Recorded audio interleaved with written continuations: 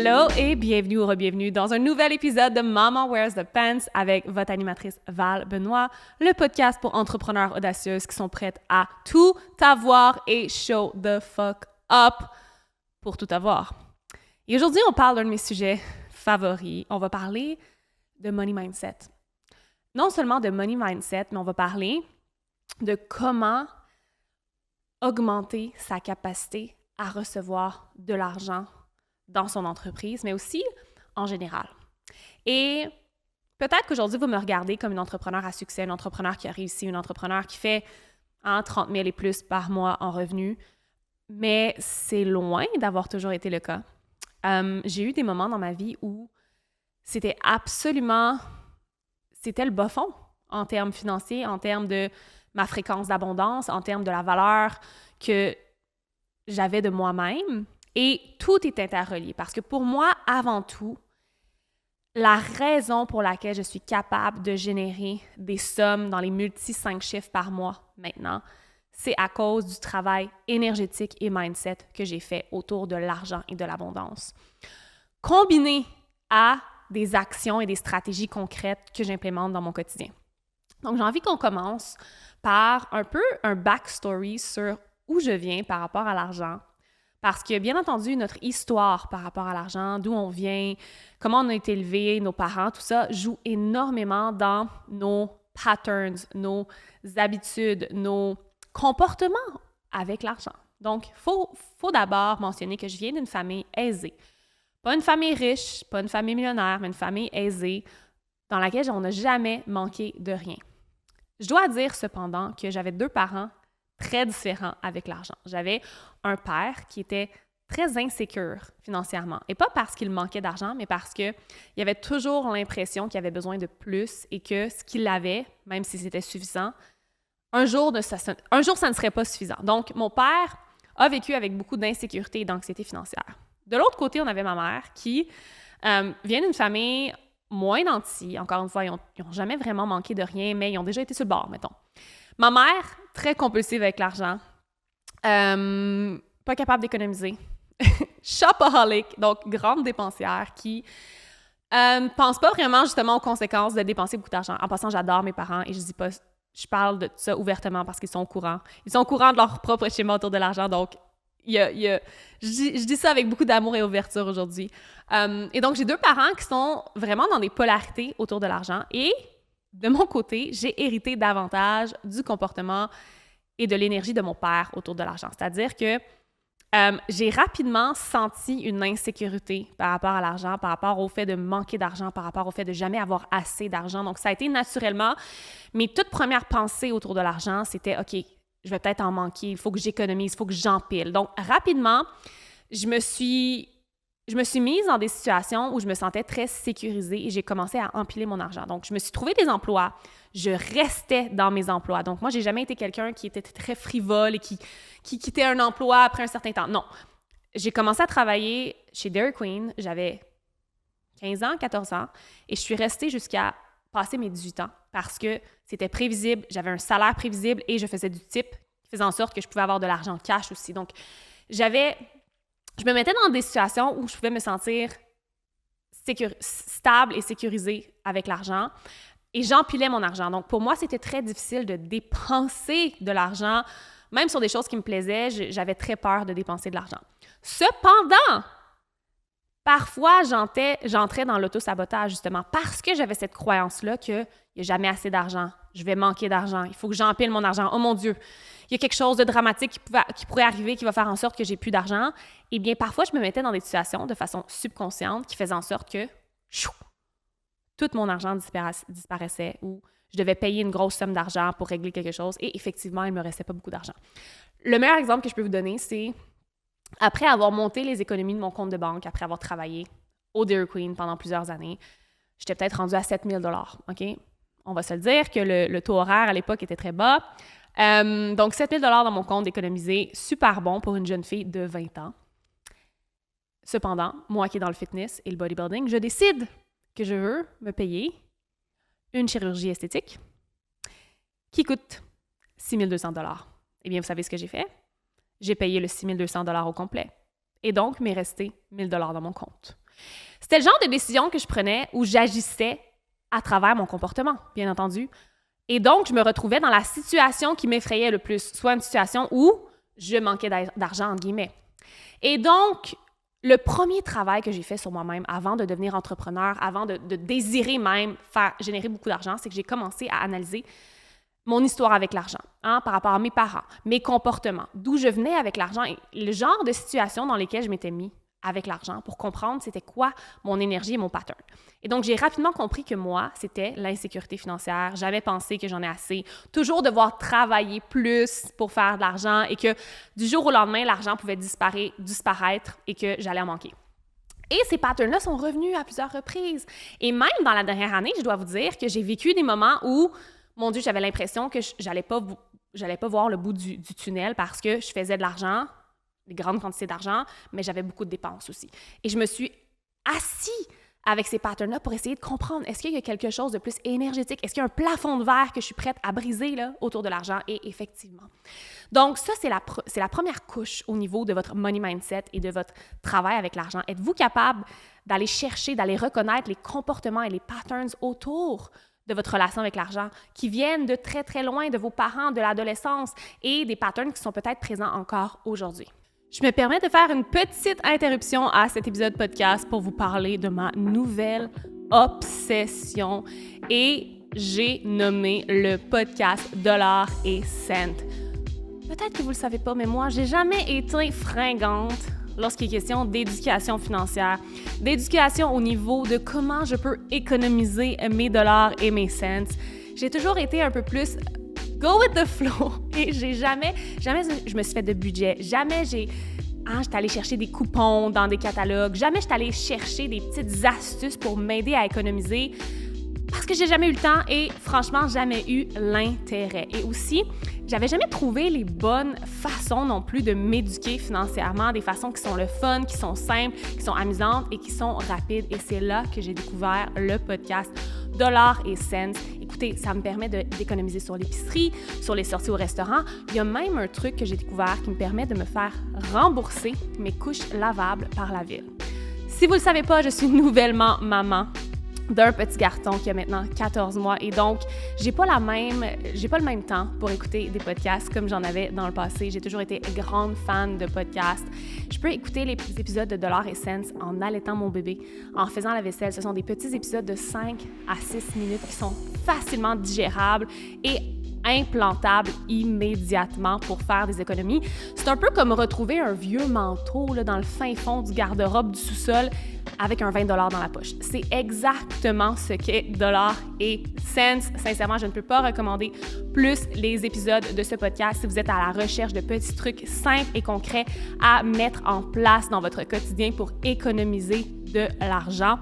Je vais mettre tous les détails pour aller écouter et binger les épisodes de ce podcast dans les notes de l'épisode. La deuxième couche, ça a été la valeur que j'ai de moi-même. Quelque chose que je répète souvent, c'est mon compte de banque grandit alors que l'amour de moi-même grandit. Plus je vais m'aimer profondément et radicalement, plus je vais faire de l'argent. Et c'est aussi une croyance que je me répète à chaque jour. Plus je m'aime, plus je fais de l'argent. Et donc, moi, ayant été une jeune fille qui avait de très grands problèmes de confiance en elle et d'estime de soi, on peut comprendre que générer de l'argent, ça pouvait parfois sembler difficile parce que je ne me croyais peut-être pas méritante ou assez bonne ou assez belle ou assez X, Y, Z pour mériter l'abondance sous toute forme, incluant l'abondance qui vient de façon monétaire, financière. Donc, j'ai eu beaucoup, beaucoup de problèmes d'estime et de confiance de moi. Et dans les dernières années, j'ai énormément travaillé cette confiance radicale et cet amour radical de moi-même de plusieurs différentes façons. Et je peux affirmer qu'aujourd'hui, je m'aime profondément et radicalement. Je veux dire, je suis la personne que j'aime le plus dans ma vie et j'ai un enfant, j'ai un partenaire extraordinaire, mais je me mets en priorité parce que me mettre en priorité permet de faire rayonner tout autour de moi, incluant les gens que j'aime et incluant mon entreprise. M'aimer profondément me permet de show up dans mon entreprise comme jamais je n'aurais show up, me permet d'aller de l'avant et de prendre des actions intentionnelles et alignées qui me ramènent plus d'argent dans mon entreprise. Ça me permet de passer par-dessus des situations qui, au final, on s'en fout, on s'en balance, pourquoi ça m'affecterait? Alors que dans le passé, je laissais des situations m'affecter et donc affecter ma capacité à générer de l'argent. Et donc, Si vous êtes entrepreneur, vous êtes probablement entrepreneur si vous écoutez ce podcast, vous devez apprendre à vous aimer tellement profondément et tellement radicalement parce que plus vous vous aimez, plus vous allez prendre action dans la direction de vos rêves. Et plus vous prenez action dans la direction de vos rêves de façon inconditionnelle et alignée par amour, plus votre compte de banque va grossir, plus vous allez faire de l'argent parce que ça va être facile de vendre, ça va être facile de créer des offres, ça va être facile de vous montrer, de show up sur les réseaux sociaux pour vendre ces offres-là parce qu'une personne qui s'aime profondément et radicalement, elle s'en fout de ce que les autres pensent d'eux. Non seulement elle s'en fout de ce que les autres pensent d'elle, mais elle a envie d'être en service, elle a envie de rayonner, elle n'a pas peur de rayonner. Donc ça, c'est la deuxième couche du travail de Money Mindset qui m'a vraiment, vraiment, vraiment aidé à décoller les revenus de mon entreprise, l'amour profond que j'ai pour moi-même et tous ces petits rituels d'amour et de self-care que je me permets de faire au quotidien. La troisième couche, c'est ma capacité à recevoir plus. J'ai rapidement réalisé que même si je désirais faire 100 000 $ par mois, 1 million de dollars par année. Et même si j'y croyais, je récitais mes affirmations, je travaillais sur mes patterns, sur mes comportements, sur mon amour-propre, je devais comprendre si ma capacité était prête à recevoir ça. Hein? Est-ce que logistiquement et énergétiquement, j'étais prête à recevoir 100 000 $ par mois, 1 million par année? En ce moment, si tu me disais, Val, tu vas faire 10 millions cette année, probablement que mon système nerveux ferait comme « Wow! Qu'est-ce que tu es en train de me dire là? Ça marche pas! » Parce que je n'ai pas les ressources, les structures, les systèmes et les fondations en place qui me permettent de recevoir 10 millions de dollars. En ce moment, où je suis rendue dans mon entreprise et dans ma vie, je suis en train de travailler sur ma capacité à recevoir 50 à 100 000 $ par mois. En ce moment, si tu me disais, Val, tu vas faire 100 000 $ ce mois-ci, probablement que je capoterais un peu. Pourquoi? Ça veut dire que j'ai X nombre de clientes de plus. Il y aurait des choses que je devrais ajuster dans mon entreprise, probablement que pour faire 100 000 $, en ce moment, je n'ai pas les contenants et je n'ai pas la capacité de soutenir ce nombre de clientes-là. Donc, graduellement, je dois travailler cette capacité-là, autant énergétique, mais surtout dans les structures de mon entreprise. Je dois peut-être raffiner mes offres, raffiner la façon dont je sers mes clients. Est-ce que je peux me permettre d'avoir ce nombre-là de clients dans cet espace-là? Est-ce que je peux me permettre d'avoir ce nombre de clientes-là dans cet espace-là? En ce moment, dans mon entreprise, je pourrais me permettre d'avoir des milliers de clientes, par exemple, dans mon membership. Mais je ne pourrais pas me permettre d'avoir des milliers de clientes dans mon académie. Parce que mon académie, j'offre une certaine proximité avec les gens qui demandent de mon temps, un peu en one-on-one. Et donc, si du jour au lendemain, tu me disais, Val, tu as 100 nouvelles personnes qui vont s'inscrire à ton académie, ça ne fonctionnerait pas. Je devrais ajuster beaucoup, beaucoup de choses. Je devrais soit augmenter le prix, ou diminuer certaines proximités que j'offre dans mes contenants. Donc, il faut penser à ta capacité à recevoir certains montants d'argent dans ton entreprise parce qu'en ce moment, les structures, les fondations, la suite d'offres, le prix des offres que tu as établi probablement ne permet pas de recevoir 10 000, 20 000, 50 000, 100 000 $ par mois, 1 million de dollars par année. Donc, il faut que tu travailles graduellement dans les structures et les fondations de ton entreprise à pouvoir accueillir plus de gens, donc plus de revenus. Ça, c'est une chose. Et ta capacité énergétique aussi. Si toute ta vie, tu as juste reçu 5 000 $ par mois, bien, de recevoir un 10 000 $ par mois, il y a peut-être ton système nerveux va peut-être hijacker, va faire « Ouf, c'est beaucoup d'argent » et tu vas le recevoir parce que tu fais un saut quantique, mais tu vas en dépenser la moitié parce que justement, tu es encore dans cette capacité à seulement pouvoir soutenir 5 000 $. Donc, c'est pour ça que je dis souvent aux gens que ça peut être très intéressant de vouloir faire un saut quantique de, je sais pas, 5 000 à 30 000 $ de revenus, comme j'ai fait en 2021. Mais en même temps, j'ai énormément dû soutenir et travailler ma capacité à tenir des montants de 30 000 $ par mois. Et ça m'a demandé du jus. Donc, je recommande toujours aux entrepreneurs de graduellement travailler leur capacité à recevoir et de graduellement augmenter leurs revenus, de ne pas vouloir rapidement augmenter leurs revenus parce que c'est parfois une recette pour le désastre au niveau de votre système nerveux. Vous allez crasher parce que votre corps, votre énergie, qui vous êtes, n'est pas capable, n'est pas prêt à soutenir ça, mais aussi les structures de votre entreprise, ce que vous avez en place en ce moment. Et c'est pour ça que les accompagnements que j'offre montrent aux entrepreneurs comment mettre en place des fondations qui peuvent graduellement accueillir non seulement plus de clientes, plus de ventes, mais aussi plus de revenus. Right?